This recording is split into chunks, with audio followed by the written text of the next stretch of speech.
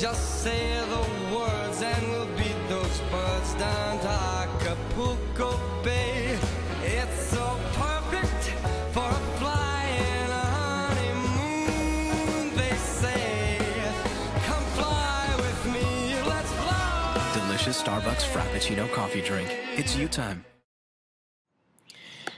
My name is Stephen Johnson, and I'm a historian who's a proponent of globalization.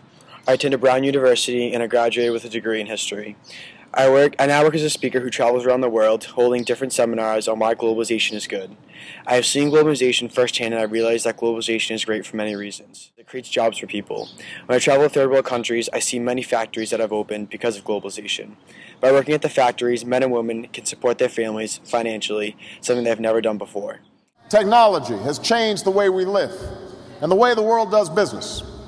The collapse of the Soviet Union, the advance of capitalism, have vanquished old challenges to America's global leadership, but new challenges have emerged from China and India and Eastern Europe, even countries like Brazil. When more and more factories are established in a nation of poverty, it allows the nation to become wealthier and stronger.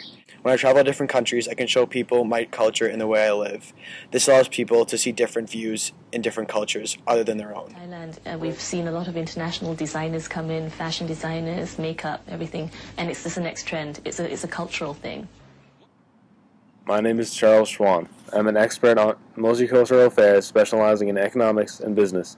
I received an MB from Princeton University and my PhD in international business and economics from Stanford University.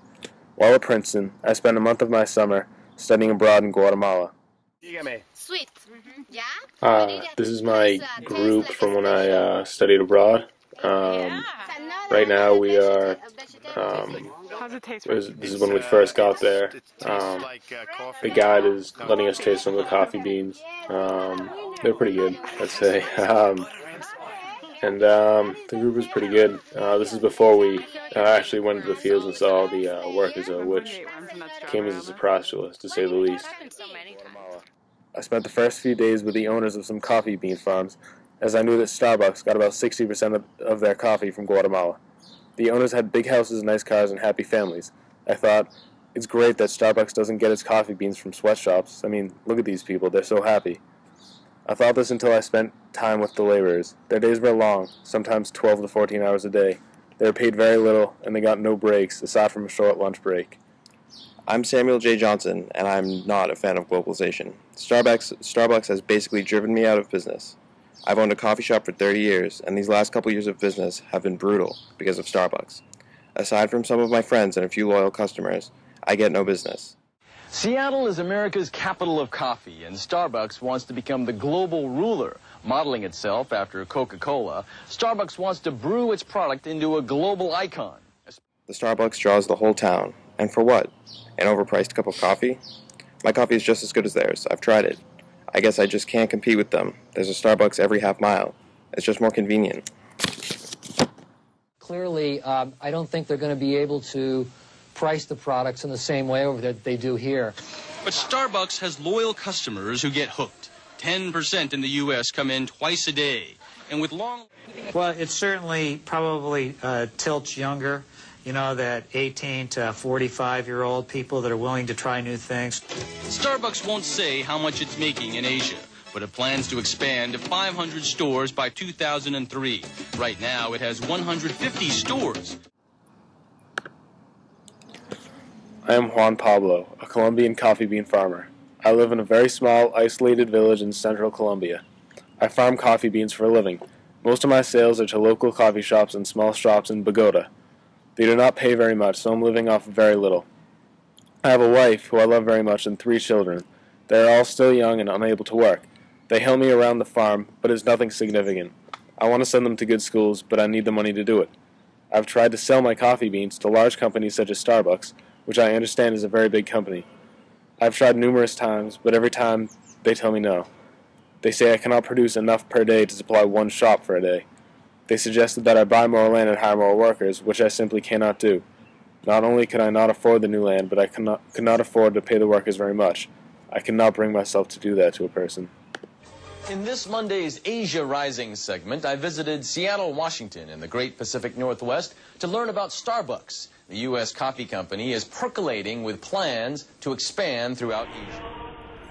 I would love to sell my coffee to Starbucks. I heard they're a big global brand. I think it would be great for me and my family. I wish just somehow I could convince them to buy coffee from my farm. I don't know, maybe sometime.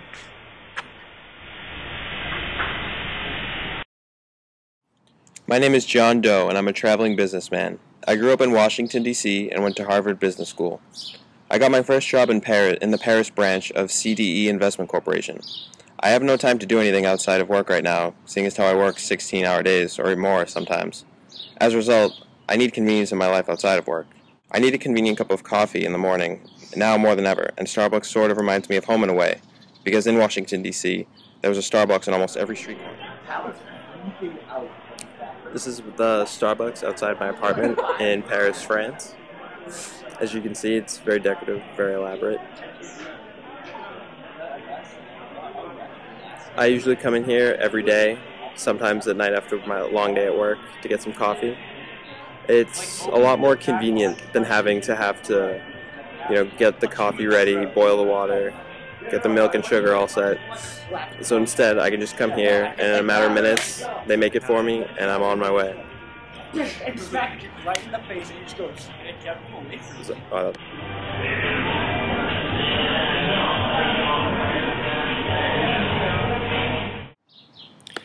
My name is Roberto Santiago, and I live in Guatemala. My children's college tuition is all paid off, and they all live in beautiful homes from the money that I've given each of them. I live in a large home, and my whole family drives very nice cars, but this is all because of globalization. Back in the day, me and my family would all have to work very hard in the field. I owned a fairly big coffee plant, and everyone in my family worked on the farm. It killed me to see my wife working because I thought that every man should support his wife. The days were long and tiring. The hot sun was always beating down on us, and we were out in the fields for usually 10 hours. We knew to do this because it was the only source of income that the family had. My friend gave me the address to a person who controls the coffee bean imports to a company called Starbucks. Starbucks was now going to stop buying my coffee beans solely from me and my plantation. This was great news to me and my family because I started to hire workers. I then bought more and more land to harvest the beans, and it turned into a multi-million-dollar corporation. The checks that were coming in from John were more than I could ever imagine. They helped me and my family get out of poverty, and I was no longer just making enough money to put food on the table. I was now making enough money to do things I could never imagine. Globalization gave my children education, it bought them all new homes, and it now left a legacy for my family. I am very grateful for the opportunities that globalization has made for me and my family. Okay. Qué bueno, gracias, Francisco. Muy bueno. These are my employees hard at work. This is the farm that I own. They help the plantation grow stronger and stronger because more and more coffee beans are produced, which I can more and more coffee beans are produced, which I can sell to Starbucks, and my plantation grows. Gracias, Francisco. Muy amable. Muchas gracias. Muy bonito el café.